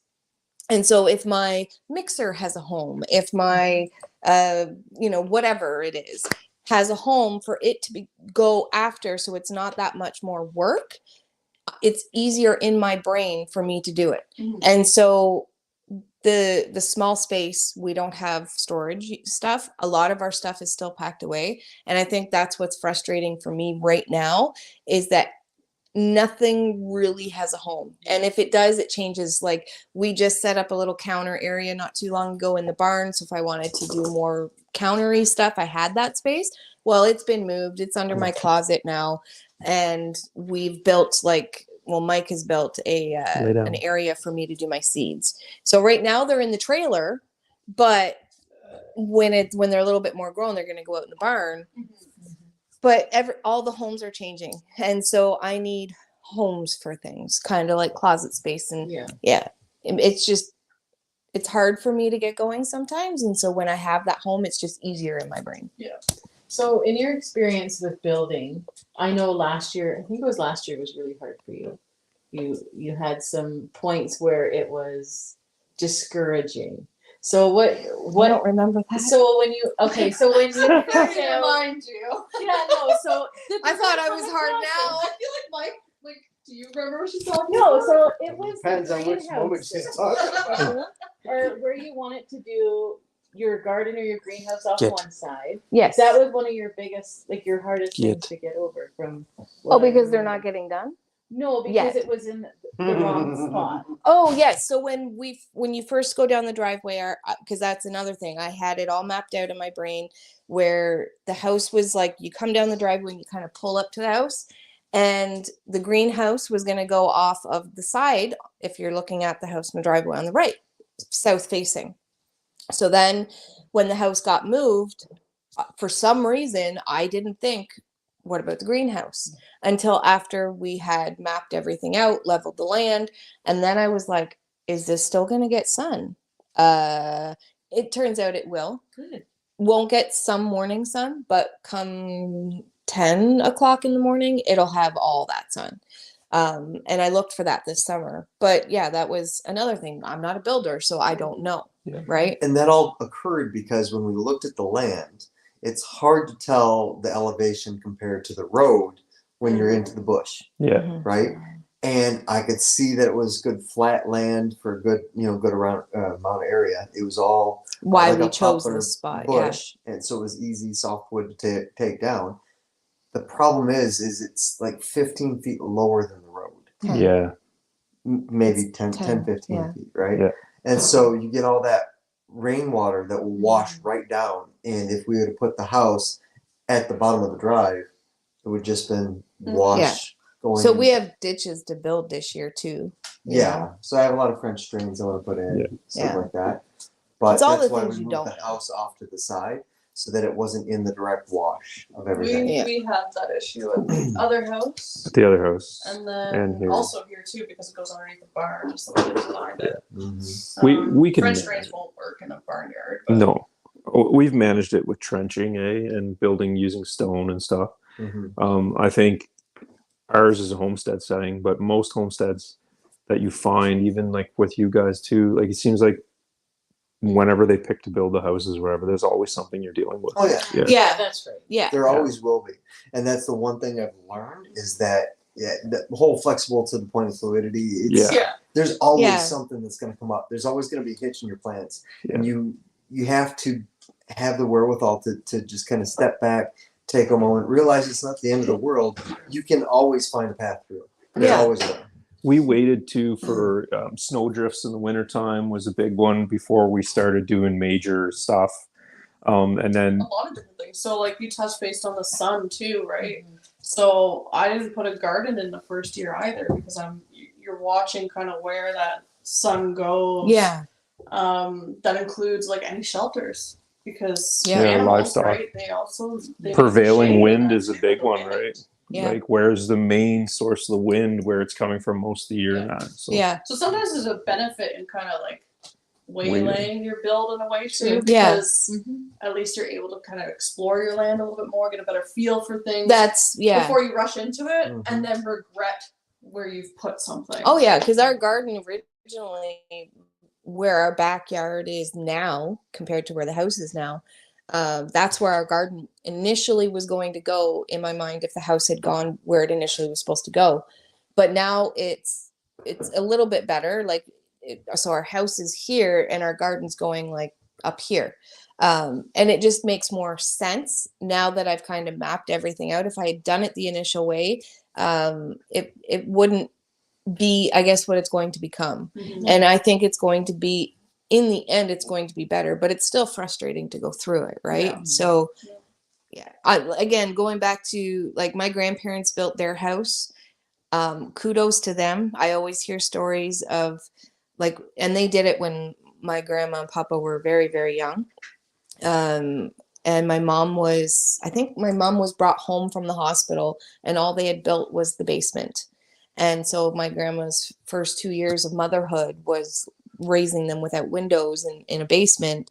And then they built their house. But they also did it in a sense where we're doing it. And they did it. I remember my grandparents telling us a story that they had gone to ask for, I think not a mortgage, but a loan to finish the house. $500 loan. $500 loan, and they denied them. And so he swore he was never going to ask for a loan of any type of gain. And the way they did things is, I guess, the way we're doing it.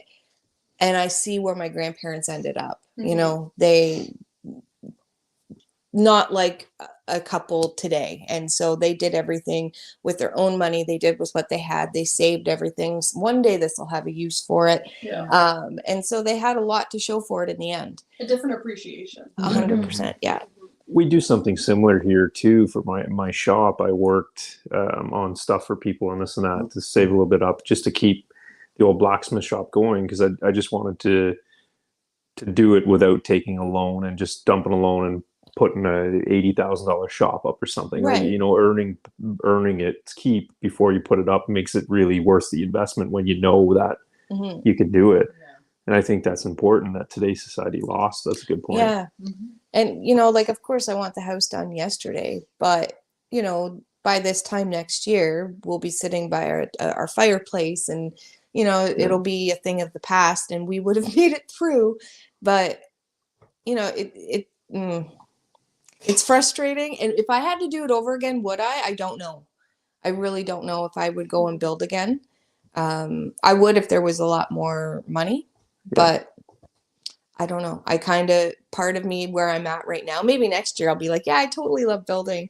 But right now I'm so done that, you know, it's frustrating, but You've been stuck in a barn. Yeah, no that's windows. true. Yeah. that's true. And now I work from home, and I work like basically 8 till 6, Monday to Thursday. And so it's like, now that the days are getting longer, it's a little bit easier because I can at least go out after work and see some daylight. And then in the summer, it'll be a lot better too, because I work from home. I don't have travel time and whatever. So How are we doing for comments, Kendra? Are we pretty well covered it all, or what? MCC Automotive Repair and Design and Fabrication. Oh, that's Chris. Says, even with all the trials and tribulations, you can use those as your push to keep on going. Oh yeah.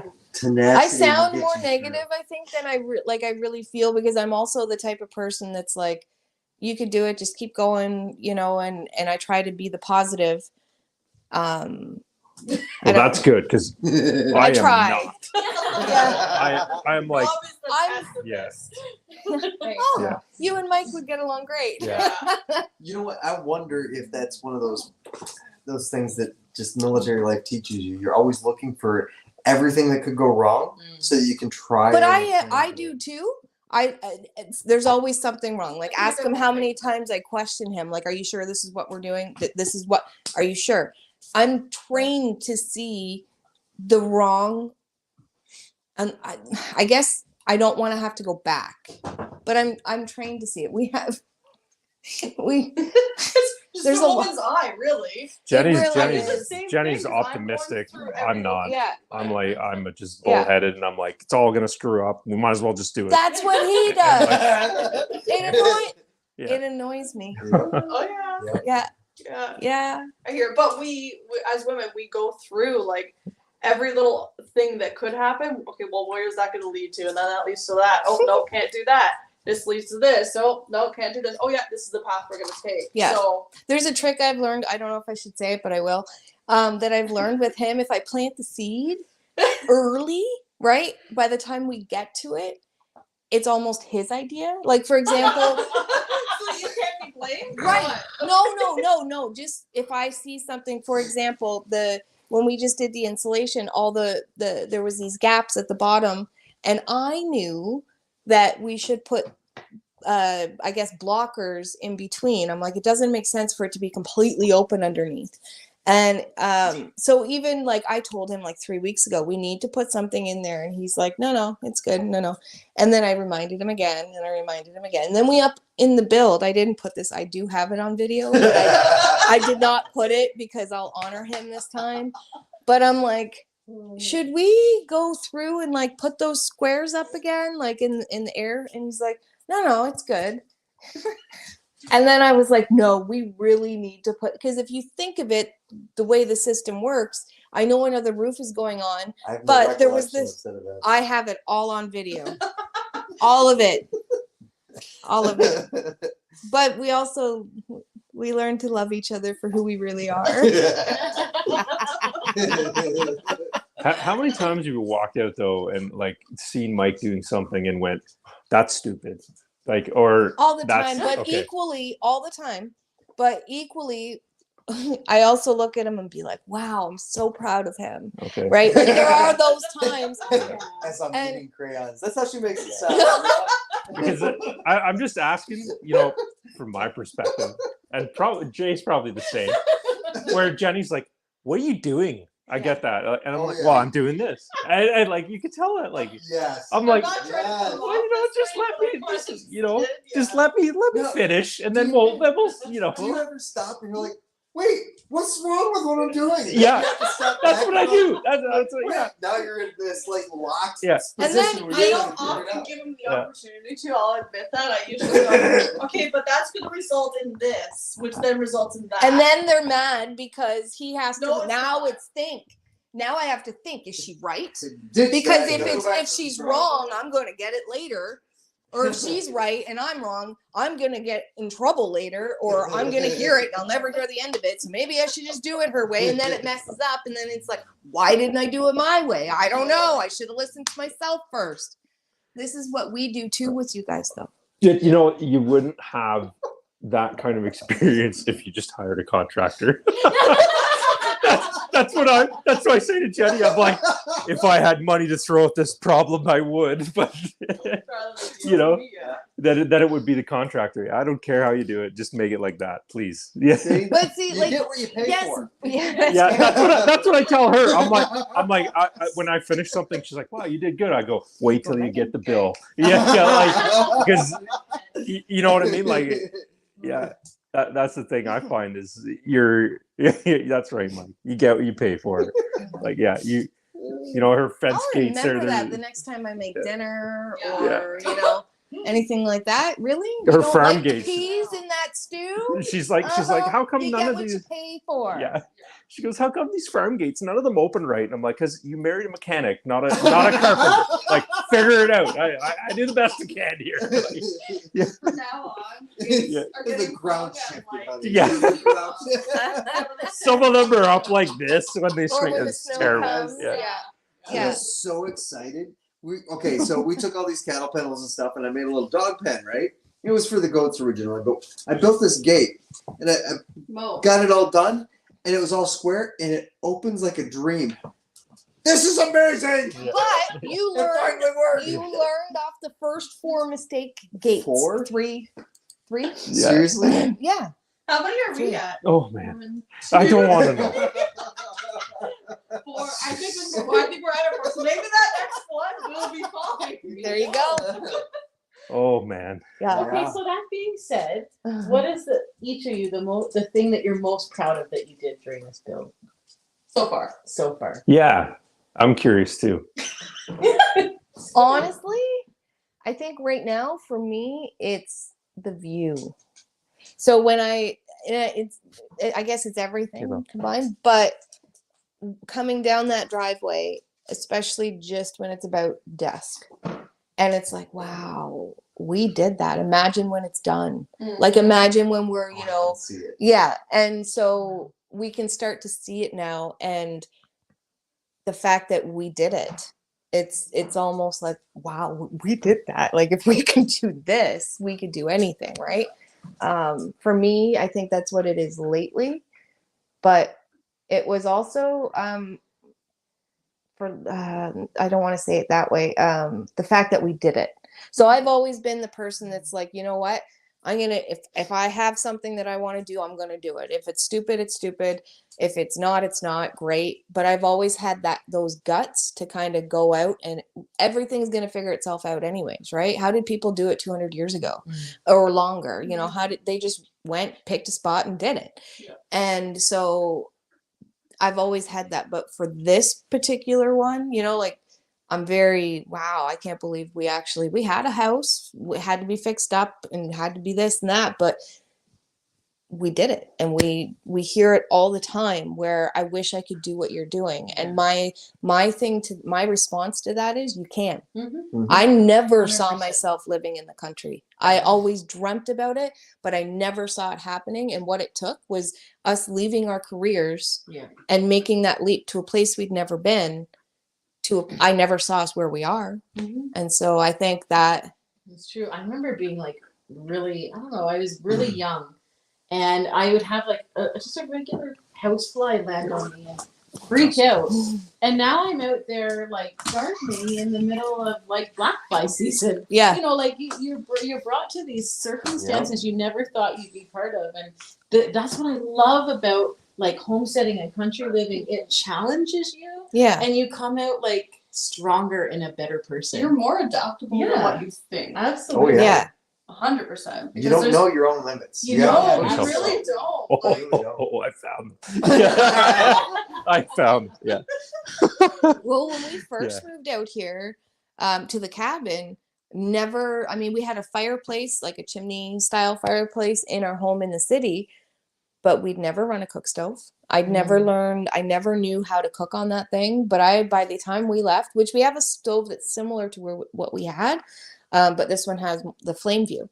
And so by the time we left there, I knew how to bake a cake like to perfection in that thing. And I couldn't even make scrambled eggs when we first moved there because they would burn or get it going too hot. And so the learning curves you go through is also something that's like, yes, you know, but what's the thing you're most proud of That you did. He's done more of the build than me. So There's, like you said, when you come down the drive and you see everything and see how it's actually coming out, I can see how gorgeous it's going to be. yeah. And like those lights that we got they were free, weren't they?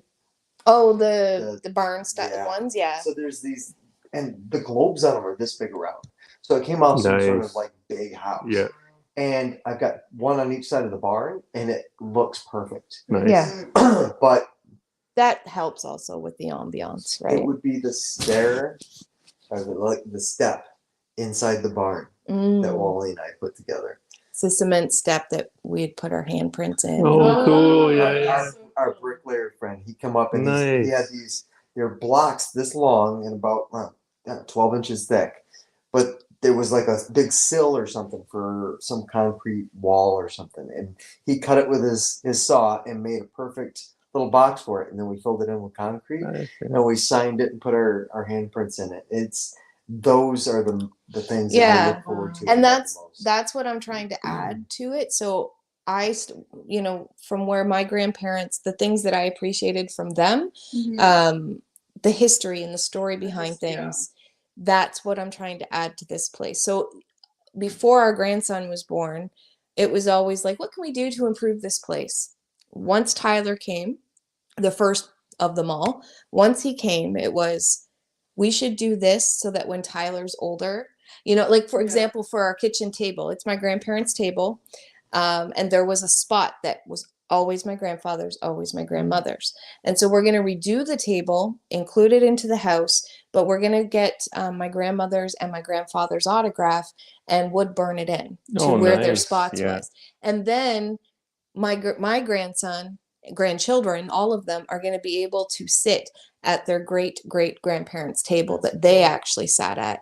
And so I'm thinking along those terms and trying to add those type of things to the house. And that's something that Tyler changed for me. And that, not that I'm proud of it, but that's what makes it all worthwhile. Yeah. All of it. All All this this. is super important. Oh, Yeah. big time. Like you guys are creating your history on this place, which is really neat. We kind of adopted ours, really. Like we went into the library too and like made sure we learned all about this place to kind of really grasp it and also share it again. Right. And keep it keep it alive. Yeah. that's right.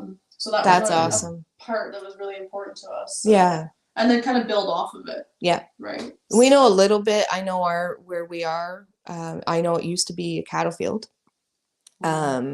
And that's, well, we've met the person, we've met people that used to actually play on our property as kids, and some of them are still here and some of them are past, but that was, I love hearing those stories. I love, again, yeah. getting to know your community, because Absolutely. if they feel welcome enough to kind of like, hey, by the way, Right. they'll stop in and tell you a story about I this. love that. That's how we've learned a lot. Yeah. Big Yeah. time. Yeah. That's one thing, like our neighbors next door to us, you know, the husband lived in the house that we're living in. So like he's got lots of stories, and we know that his dad built the cupboards that are in our kitchen, and you know, there was this switch in the basement to turn on the furnace if you want to plug it into the generator. We didn't even know that was there for 3 years. He told us, you know. And then there's like things we know where our garden is. There wasn't a garden when we moved in. It looked like it hadn't been a garden in years. But years ago, they said they ran pigs there, and there's all this history, and it's such a nice thing to know, kind of a little bit about the house you're living in. Yeah. And I love that, you know, that they were able to share that with me. Yes. You know, and there used to be, you know, they used to feed cattle with some of, like, I don't know if it was grass or hay, what grew up in our property, that now that's where my potatoes and my greenhouses is there. And I'm like, it's just really cool to know all the history, and you guys are creating that on your own. Like, that's super cool. I think Trying and trying to, you know, think of, my mindset changed with Tyler, and all of them really, but trying to think of the things, like, because a lot of, if you think of today, a lot of that storytelling and history isn't really there, and it's a very quick materialistic society. And so that's what I want to give them a taste of. But I also became part of that society, and I was not necessarily materialistic, but I wanted to have the big job, well, I didn't really want it. It just kind of landed, and I played along because I've always dreamed about what we're doing. Well, life in the country, not necessarily building, but, and I did lose touch. And became more on that side. And so thinking about those things for them is something that I'm glad he taught me, I guess. Dana says something here. It says, you have to make a choice to take a chance, or your life will never change. That's it. And it's so true. Like, And all this is all about choices and change and chance, and we can create that if we make this step, right? We can create that change in our life. 100%. And I think too, something that we hear, I know Mike hears it, I know I hear it, and sometimes us together hear it. Like, we hear people say, you've inspired me too. And it's like, it's not that we've inspired, because when you live your daily life, you don't think it's an inspiration, but it's the fact that somebody else, you know, went out and did something. So it makes you think, maybe I can do it too. Or not necessarily our dream. Everybody has a different dream. And so we've constantly heard that, or you've inspired me to do this, or to do whatever it is. And so that, I want to say, it's not us that's the inspiration. It's the fact that you've connected with somebody that did something like that. And that's the inspiration. I don't know where that point was going, but I'm done. And you're done. Anyways, it's been pretty good. I think we've covered a lot of things. And anyways, if you want to know more about their cabin build, I want to send you over to Mike and Angie's channel, MiAnU Acres. Go check them out, and you can actually see they're still progressively working on their home, so you can follow along with them and see where they're going with that adventure and that journey. From now until the end of August, we're going to be building, or till August we'll be building, which will be the perfect time because cows. We will have some cows for sale. What? Does anybody here know how to build quick fences and want to help, so that Mike I don't have to hear him like, I do have a fix for that as well. Yeah, we do. Okay. So, interestingly enough, now that I have the tractor, I can use the tractor to drive stakes in the ground. Hi, Tracy.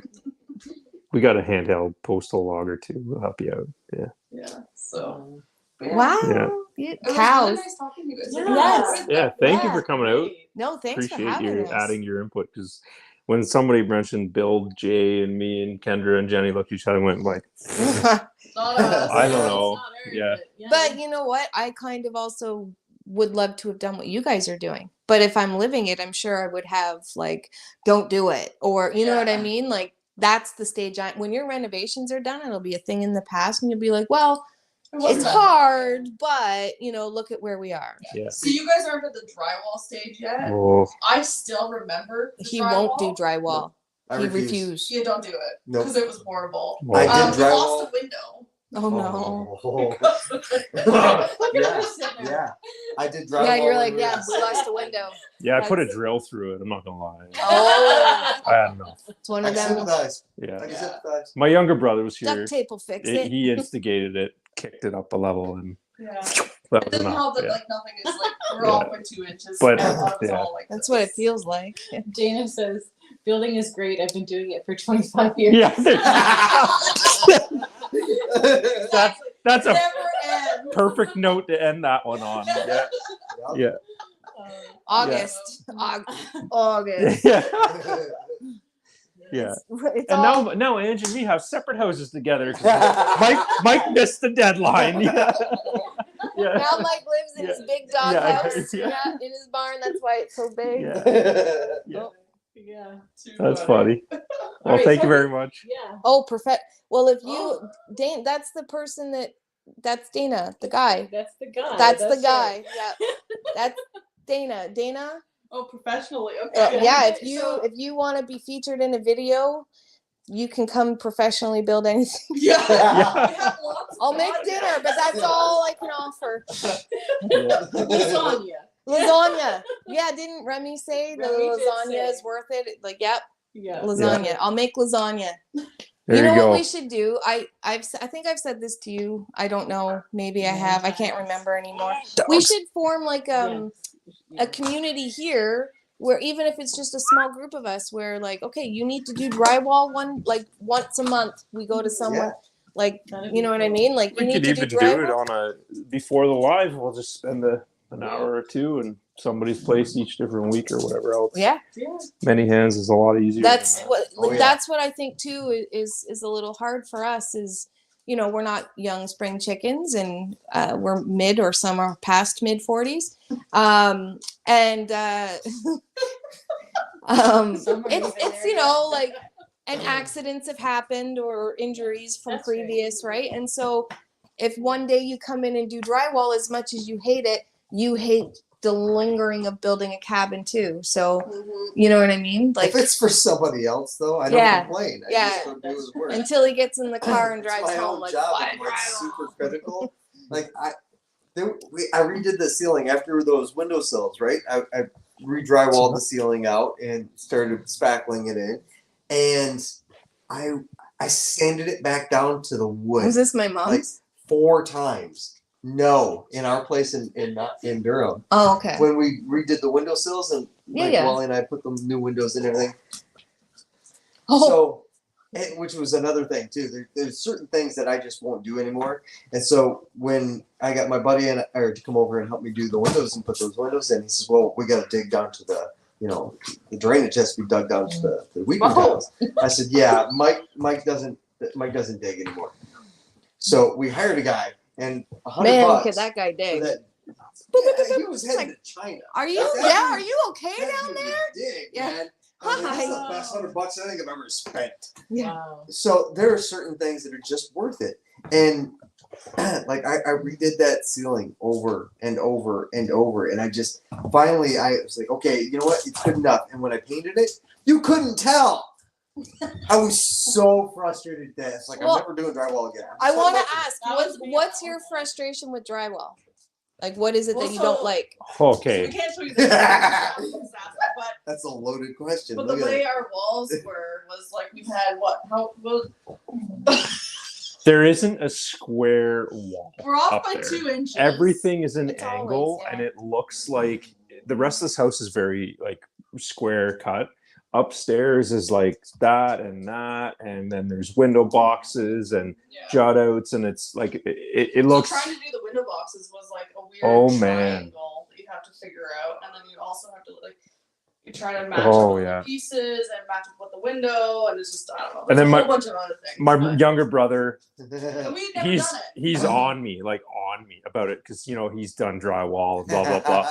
But our cuts are so weird that he didn't know.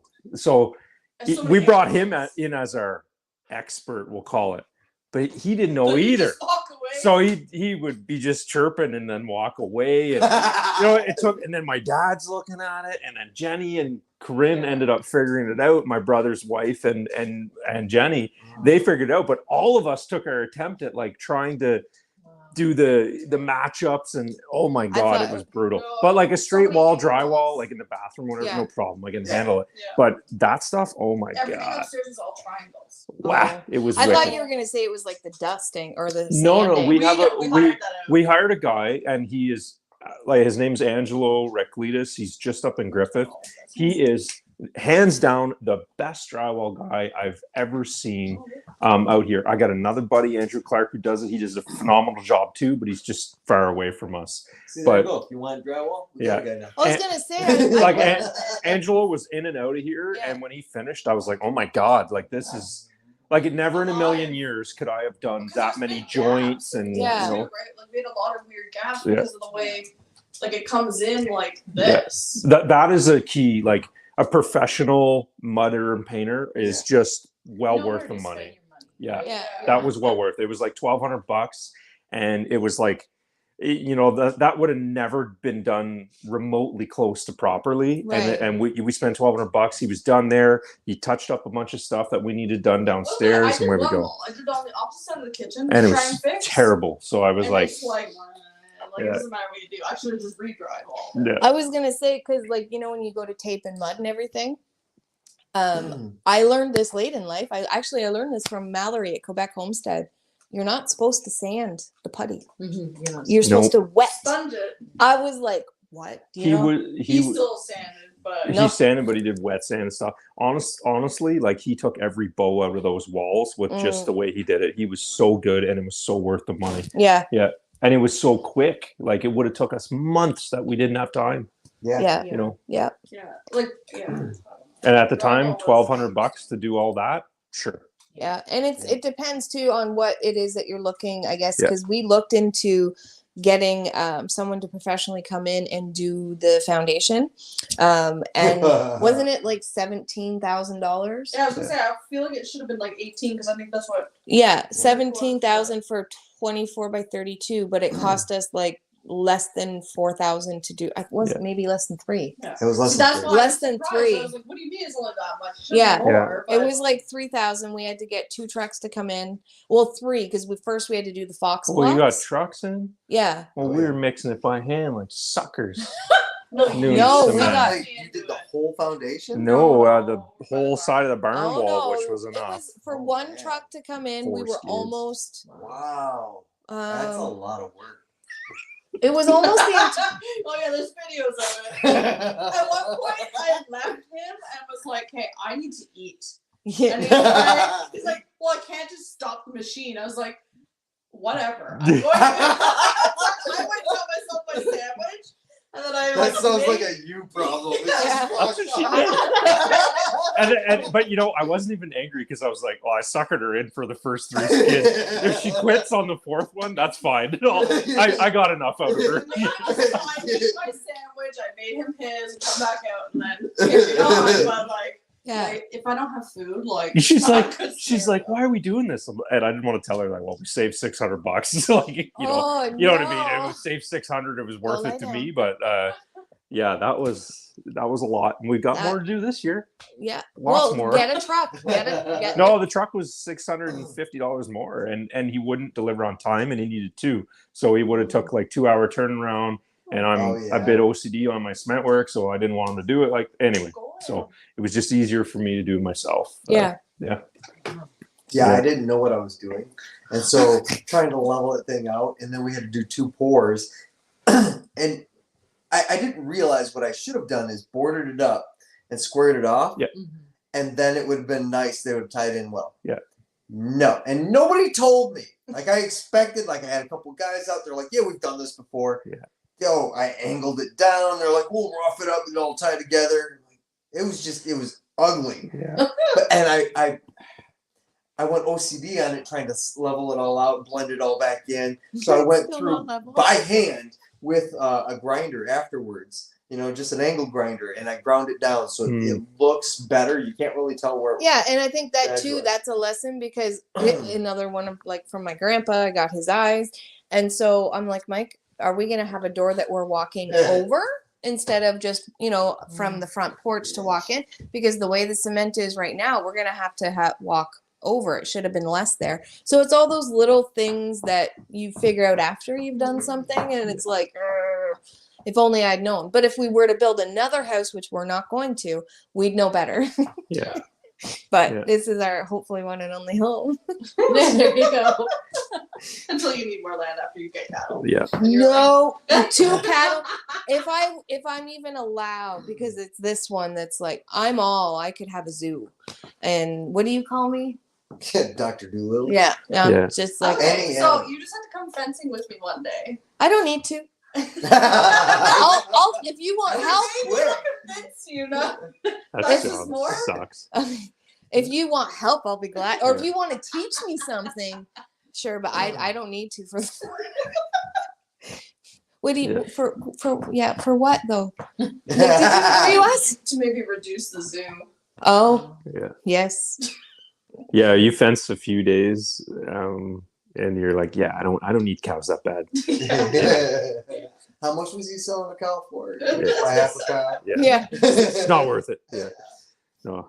Well, that's probably good enough, I Yeah, think. I think so. So I think hope that answers some questions. And I guess the final thing is, you know, I think you might have said it, but would you do it again? No. No. I won't do it again, but I think With unlimited money and resources, I would. there are parts that I super enjoy, Mhm. and there is a lot of it that gets frustrating. But as with everything, this too shall Mo. pass. Yeah. Okay. So maybe when we're done, we'll have a better answer. Yeah, maybe we'll have you on. We'll when touch you're Ask on me it. again when I'm chilling with my, beer in my hand in my hot tub. Yeah. That's Yes. gonna be a different answer. All right, so we'll just end this session, but I want to let everyone know we'll be back next week. And next week we have Remy from Ren's Family Farm joining us, and it's going to be all about hunting and fishing. So if you're into that, be here next week. Anyways, take care and thanks for joining. Thanks again. Thank guys. you.